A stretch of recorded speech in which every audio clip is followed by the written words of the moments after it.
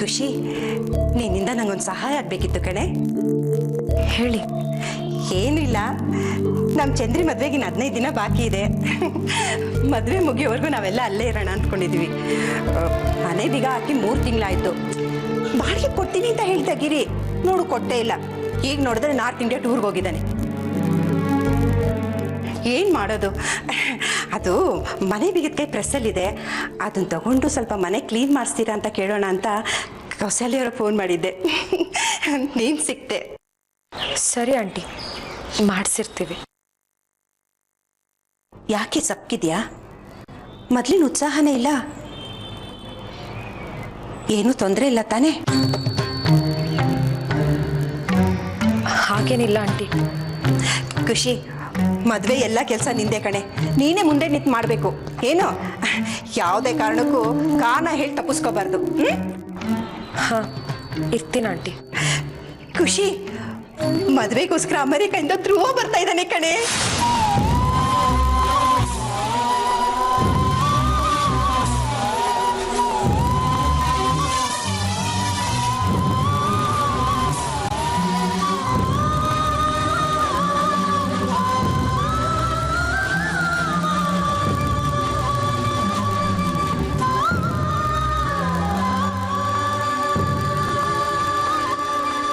ಧ್ರುವ ನಾಪ್ಕ ಇದ್ದಾನೆ ತಾನೆ?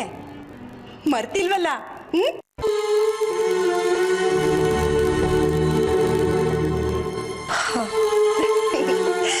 ಸರಿ, ಹಾಗಾದ್ರೆ ಫೋನ್ ಇಡ್ತೀನಿ. ಕ್ಲೀನ್ ಮಾಡಿಸ್ತೀಯ ತಾನೆ? ಸರಿ ಅಮ್ಮ.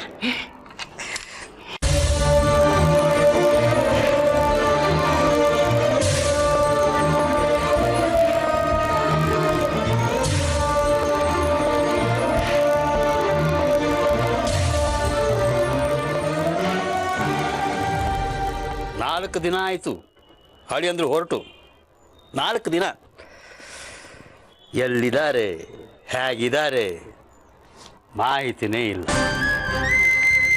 ಸ್ನೇಹಿತರು ಫೋನಲ್ಲಿ ಸಿಗ್ತಾರೆ, ನಮ್ಗೆ ಯಾಕೆ ಸಿಗ್ತಾ ಇಲ್ಲ? ಅರ್ಥನೇ ಆಗ್ತಾ ಇಲ್ಲ. ಹೆಂಡತಿ ಆದವಳಿಗೆ ಗಂಡಂಗೆ ಏನಾಗಿದೆ ತಿಳ್ಕೊಳ್ಳೋ ಕಾತರ ಇಲ್ಲ. ಗಂಡಂಗೆ ಹೆಂಡತಿಗೆ ವಿಷಯ ತಿಳಿಸ್ಬೇಕು ಅಂತ ಕಾಳಜಿ ವಿಚಿತ್ರವಾಗಿದೆ. ಪರಸ್ಪರ ಬಾಂಧವ್ಯನೇ ಇಲ್ಲದೆ ಅದು ಹೇಗೆ ಬದುಕ್ತಿರೋ?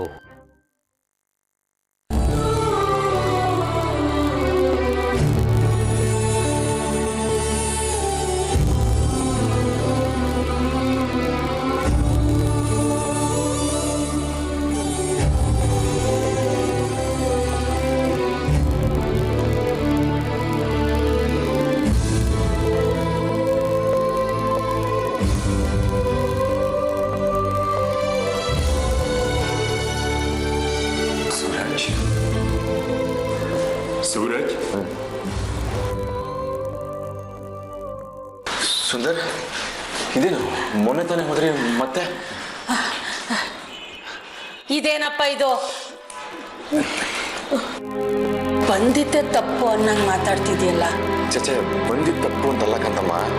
ಈಗ ಪದೇ ಪದೇ ಬೆಂಗಳೂರು ಅಂತ ಬರ್ತಿದ್ರೆ ಅಲ್ಲಿ ಅಂಕಲ್ ಆಂಟಿಗೆ ಅನುಮಾನ ಬಂದ್ಬಿಡಲ್ವಾ? ಅನುಮಾನ ಬಂದಿತ್ತು. ನಾವು ದಿನಕ್ಕೊಂದು ಕತೆ ಕಟ್ಬಿಟ್ಟು ಬರ್ತಾ ಇದ್ದೀವಿ. ಸುಮ್ಮನೆ ನಿಮ್ಮನ್ನು ನೀವು ಯಾಕೆ ತೊಂದರೆ ಒಳಪಡಿಸ್ಕೊತಾ ಇದೀರಿ? ಇದು ಹೇಗೆ ಕಮ್ಯುನಿಕೇಟ್ ಮಾಡೋದು ಸೂರಜ್? ಫೋನ್ ಸಂಪರ್ಕ ಅಂತೂ ಇಲ್ಲ, ನೇರವಾಗೇ ಬರಬೇಕಲ್ಲ. ಅಲ್ಲದೆ ಬೇಲ್ ಪೇಪರ್ಸ್ ಮೂವ್ ಮಾಡಬೇಕಿತ್ತು. ನಾವಿಲ್ಲಿಗೆ ಬರೋಕ್ಕೆ ಕಾರಣ ನಿನ್ನ ಹೆಂಡ್ತಿನೇ ಅಪ್ಪ.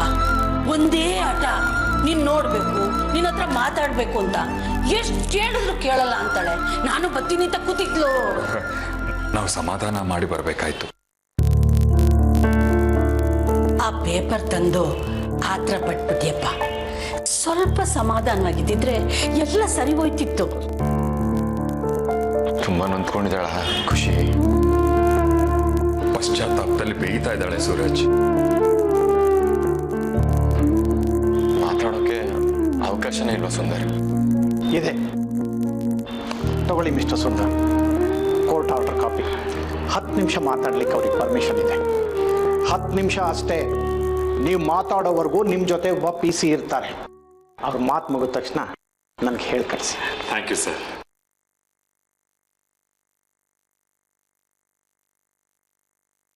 ಖುಷಿ, ತಗೊಳ್ಳಿ ಮಾತಾಡಿ, ತಗೊಳ್ಳಿ ಮಾತಾಡಿ.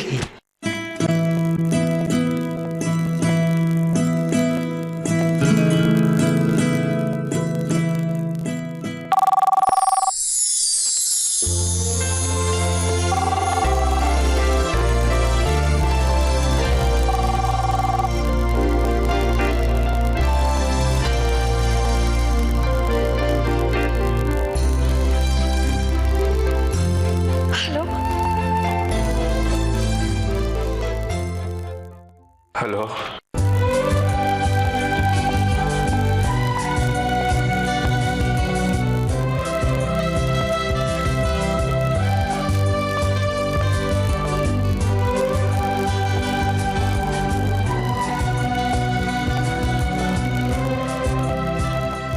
ಮಾತಾಡಿ, 10 ನಿಮಿಷ ಅಷ್ಟೇ ಇರೋದು.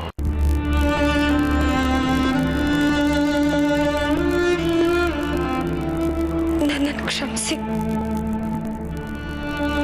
ಏನೇನೋ ಕನ್ಸು ಕಟ್ಕೊಂಡಿದ್ರಿ ಅನ್ಸುತ್ತೆ, ಮದುವೆ ಬಗ್ಗೆ, ಮುಂದಿನ ಜೀವನದ ಬಗ್ಗೆ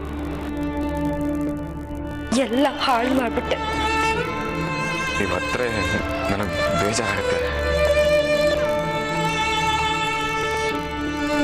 ನಿಮ್ಮನ್ನ ಇಂಥ ಪರಿಸ್ಥಿತಿಗೆ ತಂದ್ರು ನನ್ನ ಮೇಲೆ ಒಂದು ಸ್ವಲ್ಪನೂ ಕೋಪ ಇಲ್ವಾ ನಿಮ್ಗೆ?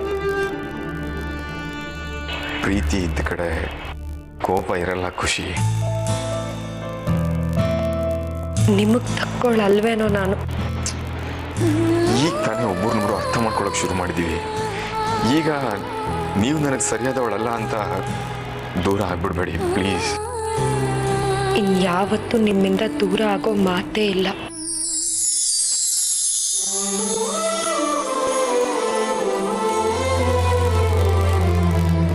ನಾನು ಬಿಡುಗಡೆ ಆಗದೆ ಇದ್ರೂ ಪರವಾಗಿಲ್ಲ, ನಿಮ್ಮ ಪ್ರೀತಿ ಸಿಕ್ತು ಅನ್ನೋ ಸಂತೋಷದಲ್ಲೇ ಇದ್ಬಿಡ್ತೀನಿ ನಾನು. ನನ್ನ ಮುಖ ನೋಡಕ್ ಇಷ್ಟ ಇಲ್ವೇನೋ ನಿಮ್ಗೆ, ಅದಕ್ಕೆ ಹೀಗೆ ಹೇಳ್ತಾ ಇದ್ದೀರಾ? ನಾನು ಕಣ್ಣು ಮುಚ್ಚಿದ್ರು ತೆಗೆದ್ರು ಕಾಣೋದು ಒಂದೇ ಮುಖ ರೀ, ನಗ್ತಾ ಇರೋ ಖುಷಿ.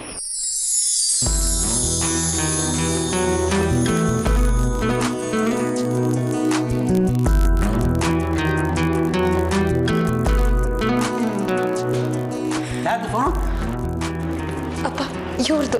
ಹಡಿಯದ ಕೊಡು ಕೊಡು ಕೊಡು. ಏನಪ್ಪ ನೀವು ಈಗ ಸತಾಯಿಸೋದು?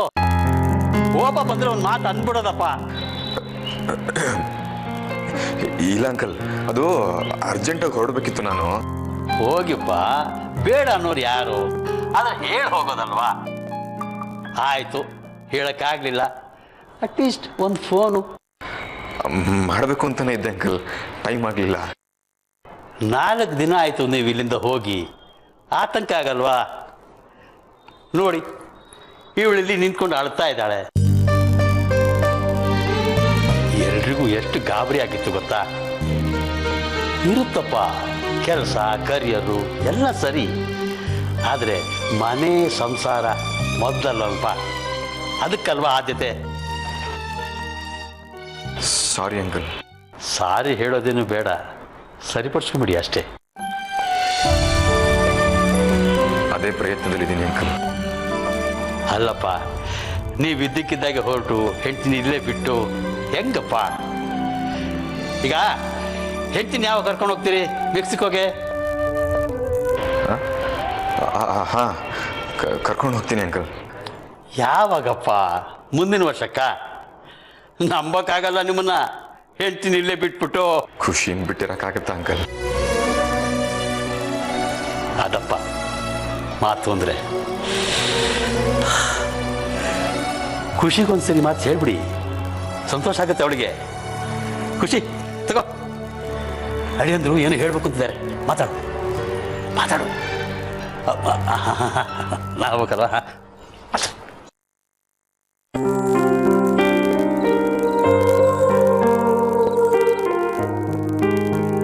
ಹೇಳಿ.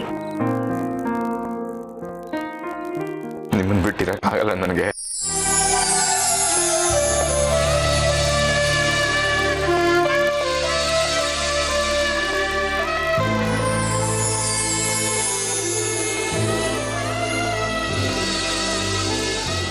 ಯಾವಾಗ ಬರ್ತೀರಾ? ತಕ್ಷಣ ಬಂದ್ಬಿಡ್ಬೇಕು ಅನ್ನಿಸ್ತಿದೆ. ಆದರೆ ನಾನು ಬಂದ್ಬಿಡ್ಲಾ? ನೀವು ನನ್ನ ಪ್ರೀತಿಲಿ ಮಾತ್ರ ಬಂದಿಯಾಗಿರ್ಬೇಕು.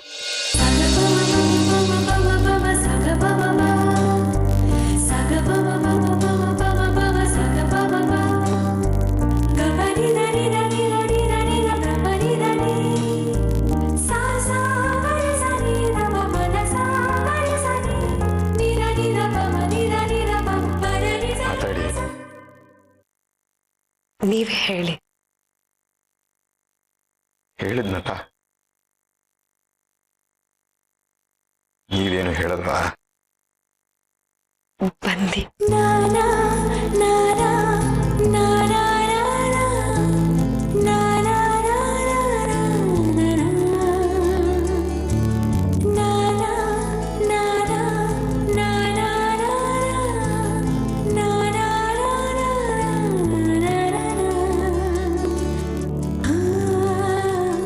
ಸರಿ, ಇಡ್ತೀನಿ. ಸಮಯ ಆಗ್ತಿದೆ. ಸರಿ.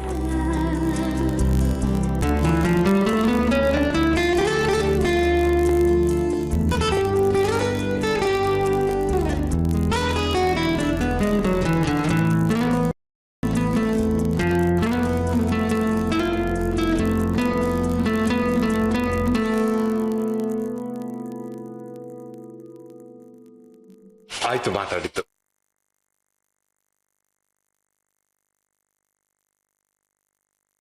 ಸರ್, ಬೇಲ್ ಪಿಟಿಷನ್ ಎಲ್ಲ ಸಿದ್ಧ ಆಗಿದೆ. ಅಲ್ಲ, ಏನ್ ಕಾರಣ ಕೊಟ್ರಿ ಬೇಲ್ಗೆ? ನಾನು ತಪ್ಪೊಪ್ಕೊಂಡಿದ್ದೀನಿ. ಈ ಹಗರಣ ನಡೆಯೋ ವೇಳೆಗೆ ನೀವು ಮಾನಸಿಕವಾಗಿ ತುಂಬಾ ಒತ್ತಡದಲ್ಲಿದ್ರಿ, ವಿವೇಚನಾ ಶಕ್ತಿ ಕಳ್ಕೊಂಡಿದ್ದೀರಿ ಅಂತ. ಸುಂದರ್, ಏನಿದು? ಅಂದ್ರೆ ಪ್ಲೀಸ್ ಸೂರಜ್. ಸರ್, ನೀವು ಪ್ರೊಸೀಡ್ ಮಾಡಿ. ಅಲ್ಲ ಸುಂದರ್, ಅಂದ್ರೆ ನಾನು ಏನ್? ಪ್ಲೀಸ್ ಸೂರಜ್, ಇದು ಬಿಟ್ರೆ ಬೇರೆ ದಾರಿ ಇರ್ಲಿಲ್ಲ. ಪ್ಲೀಸ್.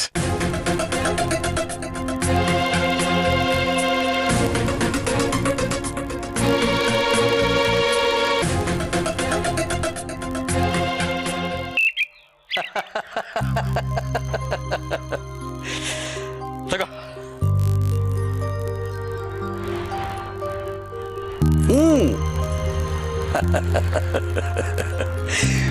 ಮನಸ್ಸಿನಲ್ಲಿ ಏನೇನೋ ಆತಂಕಗಳು.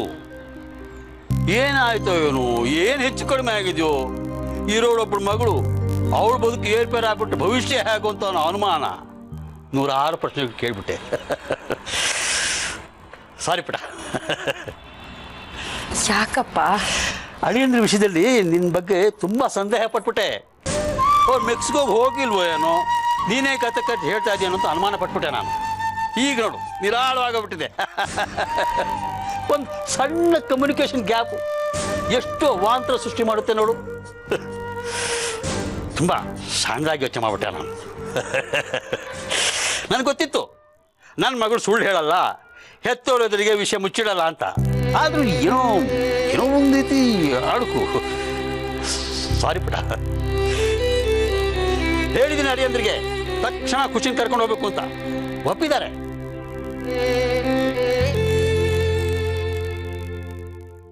ನೀನು ಚೆನ್ನಾಗಿರ್ಬೇಕು ಮಗಳೇ. ನಿನ್ನ ಸಂತೋಷದ ಮೇಲೆ ನಮ್ಮ ಬದುಕು ನಿಂತಿದೆ, ಗೊತ್ತು ನನಗೆ. ಚೆನ್ನಾಗಿರ್ತೀರ ನೀವಿಬ್ರು. ಹಾ, ಸರಿಯಾ? ಅಳಿಯಂದ್ರೆ ಫೋನ್ ಮಾಡಿದ್ರೆ ಕಣೆ.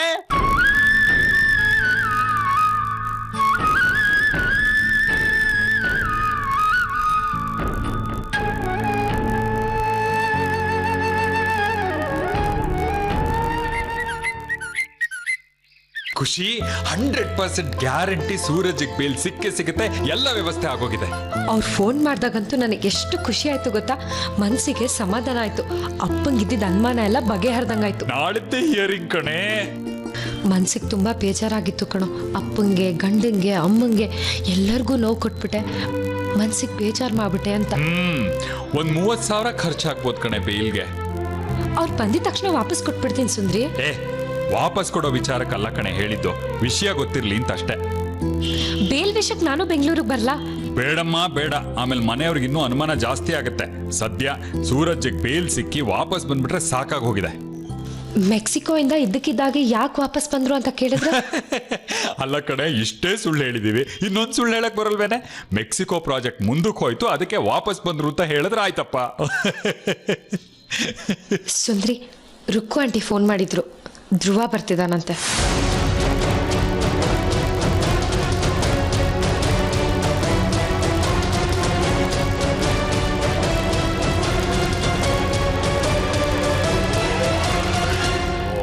ಈ ಸುಂದರ ಹಬ್ಬ ಎಲ್ಲೆಲ್ಲೋ ಇಟ್ಬಿಡ್ತಾನೆ, ಹೇಗಾಗೋ ಇಟ್ಕೊಂಡಿರ್ತಾನೆ. ಬಾಬಾ ಆ ಬೆಂಗಳೂರು ಏನ್ ಟ್ರಾಫಿಕ್ಕು ಮೈಸೂರು ತುಂಬಾ ಕಾಮ್ ಅಲ್ವಾ? ಶಿಫ್ಟ್ ಆಗ್ಬಿಡೋಣ ಅಂತಿದ್ದೀನಿ. ಬಂದ್ಬಿಡಿ ಮತ್ತೆ. ಟೆನ್ಷನ್ ಪ್ರಾಬ್ಲಮ್ ಸಾಲ್ವ್ ಆಯ್ತಾ? ಓ ಆಯ್ತು. ಆ ಬ್ಯಾಂಕ್ ಅವರು ಒಂದ್ ಅಲ್ಸಿದ್ರು ಆ ಕಂಪ್ಯೂಟ್ರು ಕ್ಷಣಕ್ಕೂ ನಿಂತೋಗುತ್ತೆ. ಅಮ್ಮ ಇಲ್ಲಿ ಕೂತ್ಕೊಳ್ಳಿ ಅಂತಾರೆ, ಅಮ್ಮ ಅಲ್ಲಿ ಕೂತ್ಕೊಳ್ಳಿ ಅಂತಾರೆ. ಅದೇನೋ ಸಪ್ಲೈಯರ್ ಡೌನ್ ಅಂತಲ್ಲ. ಸಪ್ಲೈಯರ್ ಅಲ್ಲ ಕಾಂತಮ್ಮ, ಅದು ಸರ್ವರು. ಸಪ್ಲೈಯರ್ ಸರ್ವರು ಎರಡು ಒಂದೇನೆ. ಯಾವ ಬ್ಯಾಂಕು? ಅದು ವೆಂಕಟೇಶ್ವರ ಕೋಪರೇಟಿವ್ ಬ್ಯಾಂಕು. ಆ ಥರದ್ದು ಬ್ಯಾಂಕ್ ಇದೆಯಾ? ಇದೆ, ಹೊಸ್ದಾಗಿ ಓಪನ್ ಆಯ್ತು. ಓ, ಎಷ್ಟು ಪೆನ್ಷನ್ನು? ಬರ್ತೈತೆ ಒಂದು 16,000.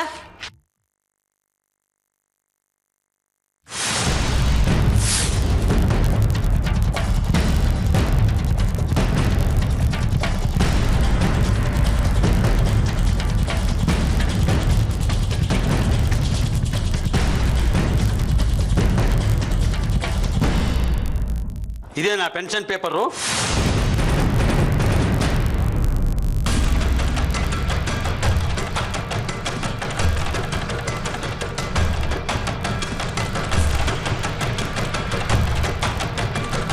ಸೂರಜ್ ಎಲ್ಲಿ? ಬೇಲ್ ಪಿಟಿಷನ್ನು ಅವನ ಹೆಸರಲ್ಲಿದೆ.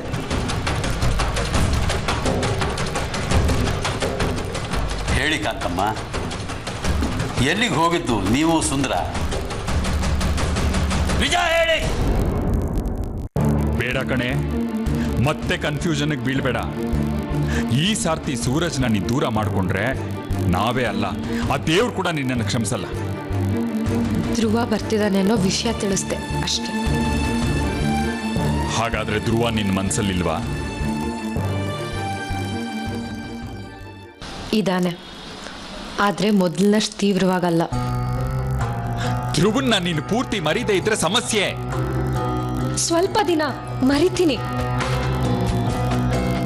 ಈ ಸರ್ತಿ ಧ್ರುವ ಬಂದ್ರೆ ನೀನು ಅವ್ರ ಮನೆಗೆ ಹೋಗೋದು ಬರೋದು ಮಾಡಬಾರ್ದು. ಅವನು ನೋಡಿದ್ರೆ ನೀನು ವೀಕ್ ಆಗ್ತೀಯ.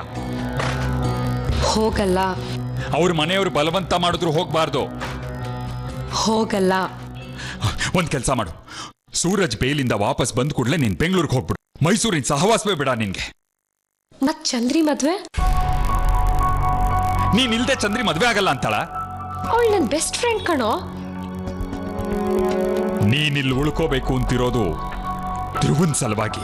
ಪ್ಲೀಸ್ ಸುಂದ್ರಿ, ನನ್ ಬಗ್ಗೆ ಅಷ್ಟು ಚೀಪಾಗಿ ಯೋಚನೆ ಮಾಡಬೇಡ. ಚೀಪ್ ಅಲ್ಲ ಕಣೆ, ಧ್ರುವ ಅಂದ್ರೆ ನಿನ್ನ ಮನಸ್ಸು ಕರಗತ್ತೆ.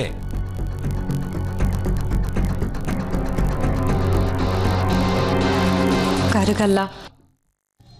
ನಿಜವಾಗ್ಲು? ನಿಜವಾಗ್ಲು. ನಂಬಹುದಾ?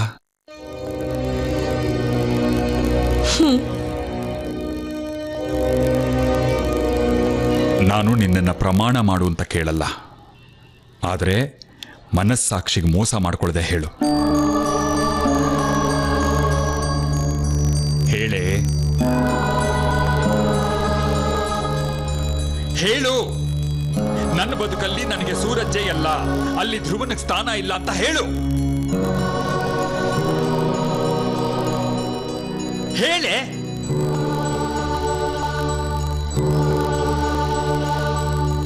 ಇದು ಸರಿ ಹೋಗಲ್ಲ ಬಿಡು. ಸೂರಜ್ಗೆ ಬೇಲ್ ಕೊಟ್ಟು ಬಿಡಿಸೋದೇ ಬೇಡ.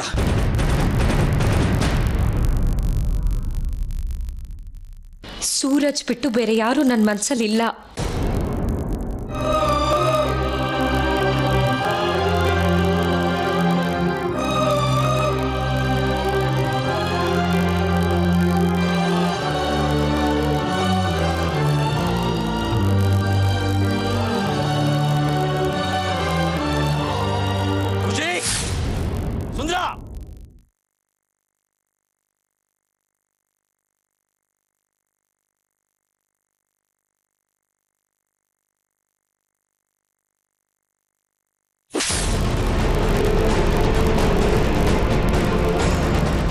ಬಾವ ನಿಮ್ಗೆ ಯಾಕೆ ಹೊಡಿತಾ ಇದ್ದೀರಾ? ಮುಚ್ಕೊಂಡಿರಲ್ಲ.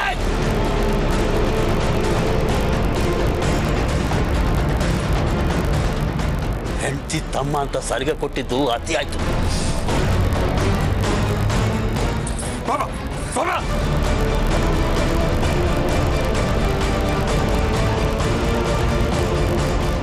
ಏನಮ್ಮ ಮಾಡಿದೀವಿ ನಿಂಗೆ?